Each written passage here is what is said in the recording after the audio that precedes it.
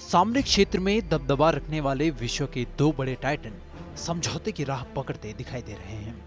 अभी तक दशकों से एक दूसरे के सामने नाक से नाक की सीध में खड़े ये दोनों राष्ट्र अब हाथ मिलाने की तैयारी में हैं। अमेरिका और रूस की बदलती नीतियां नया ट्रैक इख्तियार कर रही हैं। हालांकि इससे पहले भी रिश्तों में जमी बर्फ को हटाने के लिए दोनों हैवीवेट राष्ट्रों ने कई कोशिशें की थी, लेकिन महत्वाकांक्षा और वैश्विक दबदबे की धुन ने सब नष्ट कर दिया। बात 1943 में ईरान स्थित सोवियत दूतावास में स्टालिन और रूजवेल्ट के बीच हुई बातचीत की हो, या फिर 2016 में पुतिन और ओबामा के बीच हुई मीटिंग। बीते कुछ वर्षों में ट्रंप की नीतियों ने भी कई देशों को असहज किया, जिनमें रूस भी शामिल था।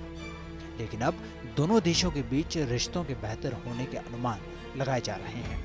दोनों देश एक महत्वपूर्ण समझौते के लिए राजी हो गए हैं। माना जा रहा है कि इस कदम से मॉस्को और वॉशिंगटन के रिश्ते फिर से पटरी पर लौट सकते हैं, जो पूर्व राष्ट्रपति डोनाल्ड ट्रंप के 4 साल के कार्यकाल के दौरान काफी खराब हो गए थे। दोनों मुल्कों के बीच New START strategic arms reduction treaty समझौते को रूस ने विस्तार देने की मंजूरी दे दी है। रूस की संसद के निचले सदन डूमा ने 5 साल के लिए न्यू स्टार्ट करार को विस्तार देने पर सर्वसम्मति से अपनी स्वीकृति दे दी है। हालांकि आपके जहन में न्यू स्टार्ट समझौते को लेकर उत्सुकता जरूर होगी, लेकिन इस समझौते के बारे में बताने से पहले आपको ये जानना जरूरी है कि सालों से अमेरिकी राष्ट्रपति ऑफिस में दरकिनार रहा ये समझौता अचानक मंजूर कैसे हो गया। दरअसल इसके पीछे जो बाइडेन का रूस को लेकर नजरिया बड़ी वजह है। इस समझौते की नींव 2010 में ओबामा प्रशासन में रखी गई, जब बाइडेन उपराष्ट्रपति हुआ करते थे। लेकिन 5 फरवरी 2021 को यह समझौता एक्सपायर होने जा रहा था, लिहाजा बाइडेन ने इसे 5 सालों के लिए एक्सटेंड करने का प्रस्ताव रखा। इस प्रस्ताव को रूस ने फौरन स्वीकार कर लिया।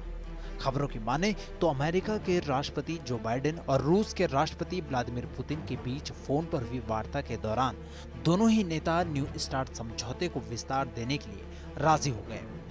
समझौते को विस्तारित करने के लिए अमेरिका में संसद की मंजूरी जरूरी नहीं, लेकिन रूस की संसद की मंजूरी जरूरी है। अब आपको बताते हैं कि ये न्यू स्टार्ट समझौता है क्या। यह समझौता दुनिया के सबसे महत्वपूर्ण समझौतों में से एक है। इस समझौते के जरिए परमाणु हथियारों को तैनात करने की संख्या को सीमित किया जाता है।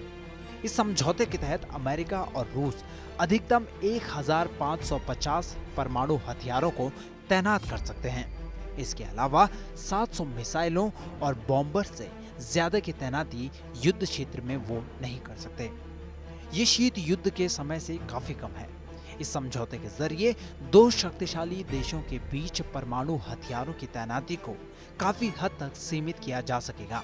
डोनाल्ड ट्रंप के 4 साल के कार्यकाल के दौरान अमेरिका और रूस के संबंध काफी हद तक बिगड़ गए थे।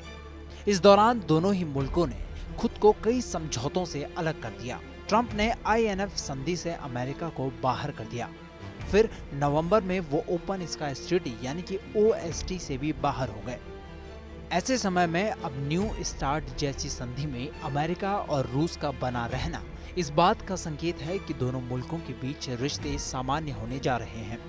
जो बाइडेन ने राष्ट्रपति बनते ही व्लादिमीर पुतिन से जिस तरह से वार्ता की है, उससे लगने लगा है कि वह रूस के प्रति नरम रुख अपनाने वाले हैं।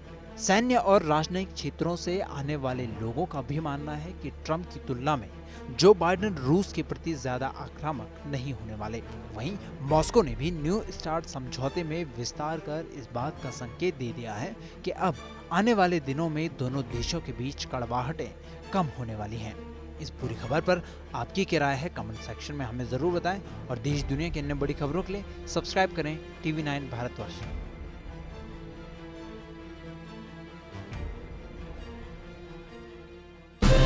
TV9 भारतवर्ष और TV9 बांग्ला प्रस्तुत करते हैं पश्चिम बंगाल चुनाव पर सबसे बड़ा conclave, what Bengal thinks today.